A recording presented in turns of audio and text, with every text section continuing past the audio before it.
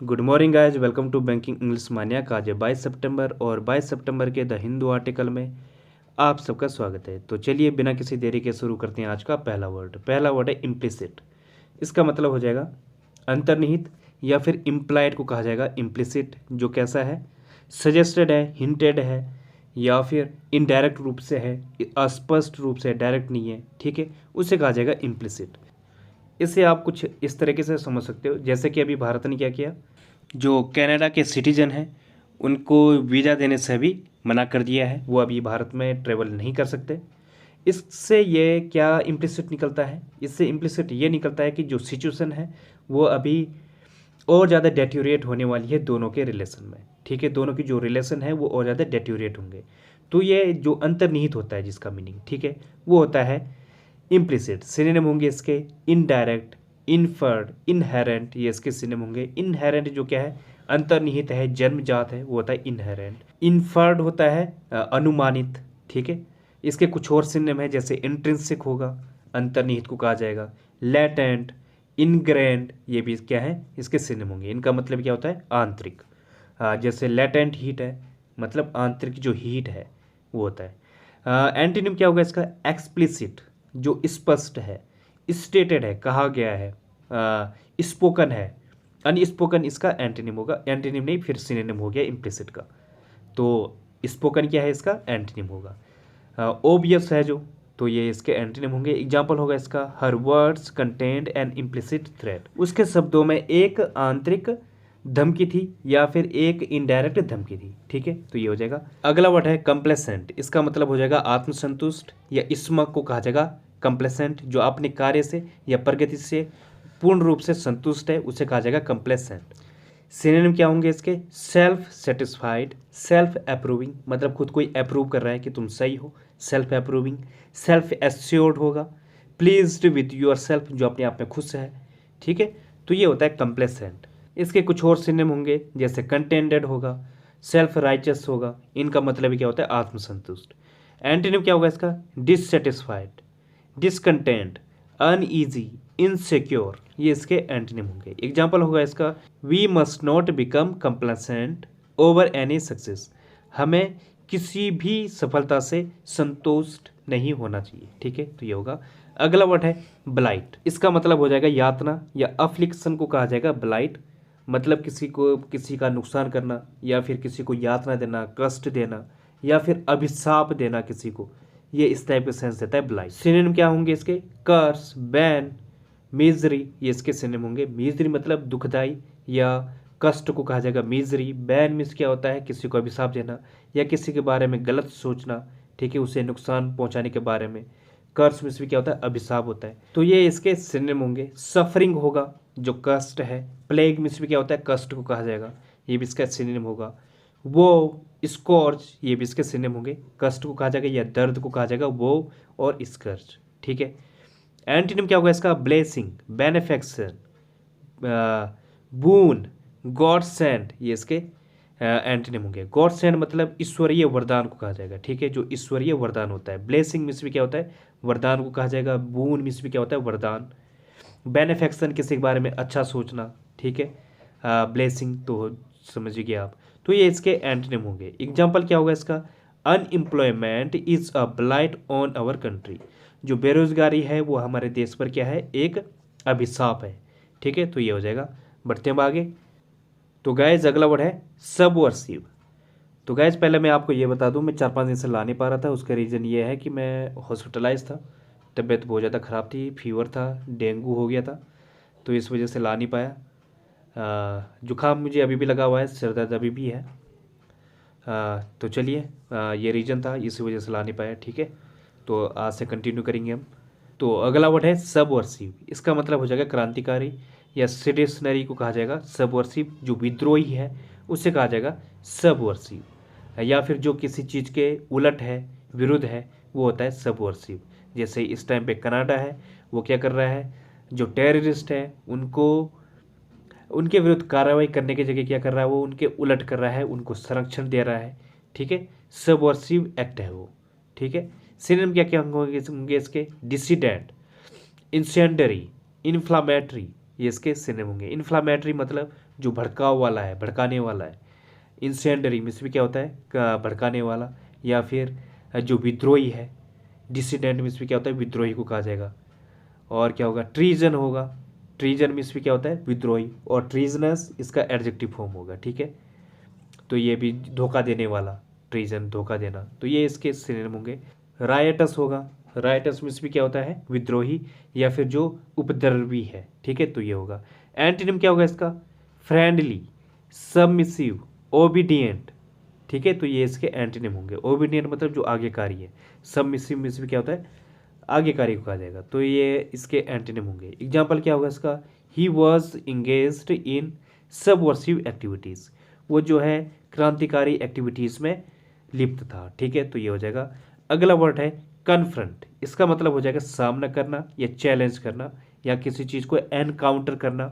जैसे इमेज में दिख रहा होगा, आमने सामने है, ये एक दूसरे का सामना कर रहे हैं, चैलेंज कर रहे हैं, ठीक है, तो ये होता है कन्फ्रंट। सिनोनिम क्या होंगे इसके, स्क्वायर अप टू, ये एक फ्रेज है, इसका मतलब क्या होता है, सामना करना, अपोज करना, टैकल करना। किसी चीज़ को आप, कोई चैलेंज है उसको टैकल कर रहे हो, खुद संभाल रहे हो, ठीक है, ये होता है। कॉप विद होता है, एक और फ्रेज होती है, इसका मतलब क्या होता है, सामना करना। कॉप विद, कोई प्रॉब्लम है, आप उसके साथ कैसे डील करते हो, तो डील विद भी होगा। Corp with, deal with same sense देते हैं। और क्या होगा, हेड ऑन, आप किसी के सामने हेड ऑन कर रहे हो, मतलब डायरेक्ट सामने से लड़ाई कर रहे हो। फेस अप टू होगा, एक और फ्रेज है, इसका मतलब भी क्या होगा, सेम होगा, सामना करना। और क्या होता है, एक और ईडियम है, take the bull by the horns, मतलब जो बुल है उसको हॉर्न से पकड़ना। तो मतलब क्या कर रहा है, वो सामना कर रहा है, किसी चीज़ को चैलेंज कर रहा है, ठीक है, तो ये भी आप समझ सकते हो। एकाउस्ट होगा, इसका मतलब क्या होता है, सामना करना, तो ये भी आप ध्यान रखना। एंटीनिम क्या होगा इसका, किसी चीज़ को अवॉइड करना, डोज करना। डोज मतलब किसी चीज़ से बचना। सरकमवेंट बचने को कहा जाएगा, या साइड निकल जाने को कहा जाएगा। इवेड में इसमें क्या होता है, बचना, तो ये इसके एंटीनिम होंगे। एग्जाम्पल होगा इसका, he confronted the robbers as they were trying to leave. उसने जो है, जो रॉबर्स हैं, जो चोर थे, उनका सामना किया जब वो जाने की कोशिश कर रहे थे, ठीक है, तो ये हो जाएगा इसका एग्जाम्पल। अगला वर्ड है इंट्रांसिजेंट। इसका मतलब हो जाएगा हठी या अनकॉम्प्रोमाइजिंग को कहा जाएगा। इंट्रांसिजेंट जो काफ़ी स्टबन है, वो उसे खींचने की कोशिश कर रहा है, लेकिन गधा क्या है, बहुत ज़्यादा हठी है, इंट्रांसिजेंट है, वो नहीं हिलना चाह रहा है, तो ये होगा। सिनोनिम क्या होंगे इसके, जो इनफ्लेक्सिबल है, अनबेंडिंग है, बिल्कुल ना मुड़े, अनयील्डिंग है, बिल्कुल ना झुके। यील्ड मतलब झुकना, और अनयील्डिंग जो बिल्कुल ना झुके। इनफ्लेक्सिबल में इससे क्या होता है, फ्लेक्सिबल, जो फ्लेक्सिबल है एकदम से मुड़ जाए, इनफ्लेक्सिबल है जो। स्टबर्न होगा, टेनासियस होगा, ठीक है, एडमेंट होगा, ये भी इसके सिनोनिम होंगे। ऑब्डुरेट, स्टीफ नेक्ड मतलब जिसकी गर्दन बिल्कुल सीधी है। स्टीफ नेक्ड मतलब तो गर्दन सीधी है, इस तरीके से सेंस निकल रहा, मतलब क्या, काफ़ी ज़्यादा हटी है, ठीक है। एंटीनिम क्या होगा इसका, जो कंप्लाइंट है, एकदम से मान ले, कॉम्प्रोमाइजिंग है, एक्विसेंट है, आज्ञाकारी को कहा जाएगा, या एकदम से मान ले, वो हो जाएगा एक्विसेंट, तो ये इसके एंटीनिम होंगे। एग्जाम्पल क्या होगा इसका, her father had tried persuasion but she intransigent, जो उसके फादर थे, उसने कोशिश की उसको मनाने की, लेकिन वो क्या है, काफ़ी हठी थी, ठीक है, तो ये हो जाएगा इसका एग्जाम्पल। बढ़ते हैं अब आगे। तो गाइस अगला वर्ड है एब्रिज। इसका मतलब हो जाएगा संक्षेप, या फिर काट छांट करने को कहा जाएगा, एब्रिज, शॉर्टन करने को कहा जाएगा, या फिर किसी चीज़ का सार निकालने को कहा जाएगा एब्रिज, ठीक है। शॉर्टन करना, कॉन्ट्रैक्ट करना, ट्रिम करना, क्लिप करना, ये इस टाइप के सेंस देता है एब्रिज। सिनोनिम क्या होंगे इसके, कट, कर्टेल, एब्स्ट्रैक्ट, ये इसके सिनोनिम होंगे। एब्स्ट्रैक्ट मीन्स क्या होता है, भाववाचक को कहा जाएगा, या फिर किसी चीज़ का जो मीनिंग है उसे कहा जाएगा एब्स्ट्रैक्ट, ठीक है, जो छोटा रूप है, तो ये होगा। इसके कुछ और सिनोनिम है, जैसे ट्रंकेट होगा, छोटा करना, एपिटोमाइज होगा, प्रून, ये इसके सिनोनिम होंगे। प्रून मीन्स क्या होता है, छंटाई को कहा जाएगा। एपिटोमाइज मीन्स भी क्या होता है, किसी चीज़ का सार निकालना या छोटा करना, ठीक है, तो ये हो जाएगा एपिटोमाइज। या फिर किसी चीज़ को प्रिसाइज करना, ठीक है, प्रिसाइज राइटिंग आपने देखी होगी, तो ये होगा डाउन साइज करना किसी का, ये होगा। एंटीनिम क्या होगा इसका, लेंथन करना, बड़ा करना, स्ट्रेच आउट, प्रोट्रैक्ट मतलब लंबा खींचना, प्रोट्रैक्ट मतलब लंबा करना, एम्पलीफाई करना, बड़ा करना, तो ये इसके एंटीनिम होंगे। एग्जाम्पल होगा इसका, it was abridged from the original work, ये जो है जो ओरिजिनल वर्क है वहाँ से निकाला गया है या संक्षिप्त किया गया है, ठीक है, तो ये होगा। अगला वर्ड है कन्फर, इसका मतलब क्या हो जाएगा, प्रदान करना। बेस्टोड ऑन होगा जब किसी को कोई इनाम दिया जाता है या प्रदान किया जाता है या कोई चीज़ दी जाती है, हैंड आउट किया जाता है, वो होता है कन्फर। सिनोनिम होंगे इसके प्रेजेंट विद, या फिर टू भी आता है, प्रेजेंट टू। ग्रांट टू होगा, किसी को क्या है, इनाम दिया जा रहा है, ठीक है, या प्रदान किया जा रहा है, ये होता है ग्रांट टू। अवार्ड देने को कहा जाएगा एकॉर्ड। पार्ले, ये भी ये सेंस देता है। पार्ले मतलब बातचीत होता है, जब आपसी बातचीत की जाती है, आपसी बातचीत को ट्रांसलेट किया जाता है, एक दूसरे को क्या किया जा रहा है, बातों को आदान प्रदान किया जा रहा है, तो ये होता है पार्ले, बातचीत को कहा जाएगा, ठीक है। एकॉर्ड मीन्स भी क्या होता है, प्रदान करना, तो ये इसके सिनोनिम होंगे। एंटोनिम क्या होगा इसका, विदहोल्ड करना मतलब रोकना, रिजेक्ट करना, वीटो करना, रोकने को कहा जाएगा वीटो। हाइड होगा, ठीक है, ये इसके एंटोनिम होंगे।